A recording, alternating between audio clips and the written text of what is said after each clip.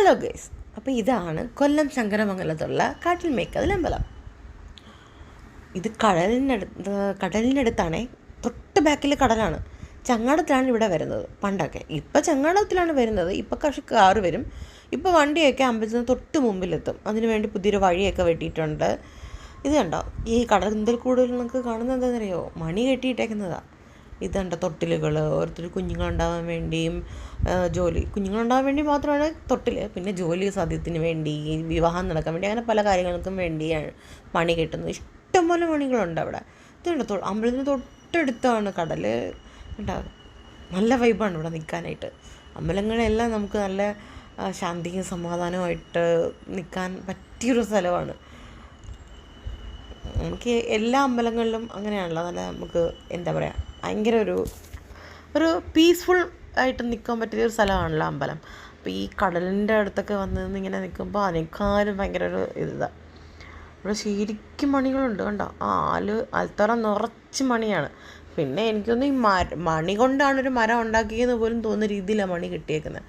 ഇവിടെ ശരിക്കും കച്ചവടക്കാരൊക്കെ ഉണ്ട്. ദിവസവും ഉണ്ട്. ഇത് ഉത്സവ സീസൺ അങ്ങനെയൊന്നുമില്ല, ദിവസവും ഇതിങ്ങനെ തന്നെയാണ്. എപ്പോഴും നല്ല തിരക്കുള്ളൊരു അമ്പലമാണ്. എപ്പോഴും ആളുകൾ വന്നുകൊണ്ടിരിക്കുന്ന അമ്പലമാണ്. ശരിക്കും കച്ചവടക്കാരും ഒക്കെ ഉണ്ട്. രണ്ട് സൈഡിലായിട്ടും നിറച്ച് ഉണ്ട്. അപ്പോൾ എനിക്കെല്ലാം ഒന്നും എടുക്കാൻ പറ്റിയില്ല. ഉണ്ട്. ഇതാണ് ചങ്ങാടം എന്ന് പറയുന്നതെങ്കിലും ഇത് ചങ്ങാടമല്ല, ഇപ്പോൾ ബോട്ടാണ്. പണ്ട് മുതലേ ഇവിടെ ചങ്ങാടത്തിലാണ് എല്ലാവരും വന്നുകൊണ്ടിരുന്നത്. അന്ന് ഈ ഒരൊറ്റ വഴി ഉണ്ടായിരുന്നുള്ളൂ. ആ കാറിട്ടേക്കുന്നുണ്ട്. കാറിൻ്റെ അവിടെ കൊണ്ടുവന്ന് വണ്ടി ഇട്ടിട്ട് അവിടെ നിന്നൊരു ചങ്ങാടത്തിൽ വേണം ഇപ്പുറത്ത് എത്താനായിട്ട്. പക്ഷേ ഇപ്പോഴും ഇതിനെ ചങ്ങാടം എന്ന് പറഞ്ഞ് എല്ലാവരും അങ്ങനെ അങ്ങ് പറയുന്നു. പിന്നൊരു വള്ളമുണ്ട്. ആ വള്ളത്തിൽ 2 പേരൊക്കെ കയറുള്ളൂ. വള്ളത്തിന് പൈസ കൊടുക്കണം, 10 രൂപയാണ്ടാണ്. ചങ്ങാടം ഫ്രീ സർവീസാണ്. അങ്ങനെ ഞങ്ങൾ അവിടെ നിന്ന് കഞ്ഞിയും പയറൊക്കെ കുടിച്ചിട്ട് തിരിച്ചു പോവുകയാണ്. ഞങ്ങൾ രാവിലെ വന്നു. അവിടെ എപ്പോഴും ഫുഡുണ്ട്.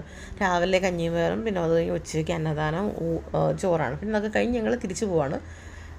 കണ്ടോ, ഒരു സൈഡ് കടലാണ്. അവിടെ നോക്കിയാൽ നല്ല നമ്മൾ മരുഭൂമിയിൽ കൂടെ പോകുന്നൊരു ഫീലുണ്ട് കേട്ടോ. ഇത് കണ്ടോ, നമ്മളെ മണലാരണ്യത്തിലൂടെയൊക്കെ ഇങ്ങനെ പോകുന്നൊരു ഫീല്.